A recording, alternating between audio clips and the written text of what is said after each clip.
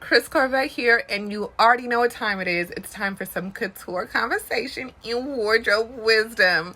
Today, we're jumping into Queen Charlotte because this series has had me in an absolute chokehold ever since she's taught me something that I probably should know as a fashion designer already, okay? This is a spinoff to the Bridgertons, and it follows a royal monarch as she falls in love with George III and navigates through his mental illness.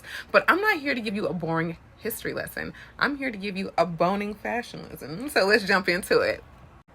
Now, all the real fashion girlies have worn a corset in their life at least once in order to snatch that waist and give the illusion of an hourglass silhouette. And contrary to popular belief, corsets are for thin girls too. Hello.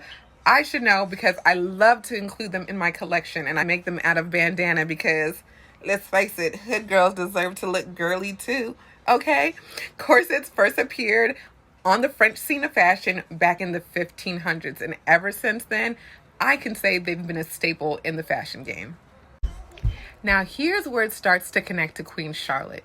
When making a corset, it must be boned. And boning means taking the seam allowance after each seam and creating a channel with that seam allowance and stuffing that channel with boning.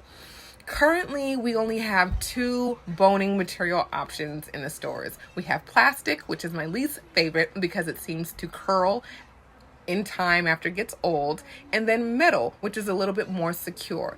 Boning is mandatory because it helps create that structure and that exaggerated shape that you're looking for.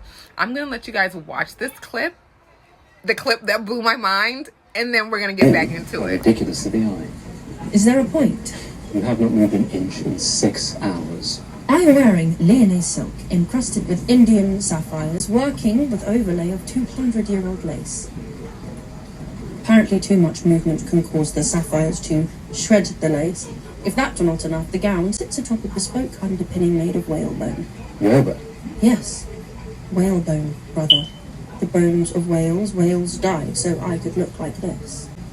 All the finest corsets are whalebone. You would know that if you knew anything. If you ever paid attention, you would also know that the problem with whalebone is that it is rather delicate and also very, very sharp. And of course, I'm in the height of fashion, so this corset is quite snug. So I give the appearance of a statue. Ridiculous to the eye, but that is because I cannot move. And because I must arrive on display, I am forced into a ludicrous gown, so stylish that if I move too much, I might be sliced and stabbed to death by my undergarments. Oh, how joyful. Did y'all hear that? Did y'all catch that? Like, I feel so embarrassed because it's called boning. Like, I was then years old when I realized, oh, duh, boning. Because it's made from actual whale bone. You guys, when I was researching, I found out that they boiled whale bone for 12 hours before it was even ready to hit a garment. So I began to do more research. I wanted to see what some of the copper-colored girlies looked like in this 18th century drip. And of course, there were no pictures of any copper-colored girlies in 18th century drip. So I asked my good friend AI to help your girl out, and she created some stunning, beautiful pieces, which I'm going to show you next. So this was just content for all the fashion girlies that love fashion education. You know the drill. Couture conversations, wardrobe wisdom, no wahala. Okay, bye.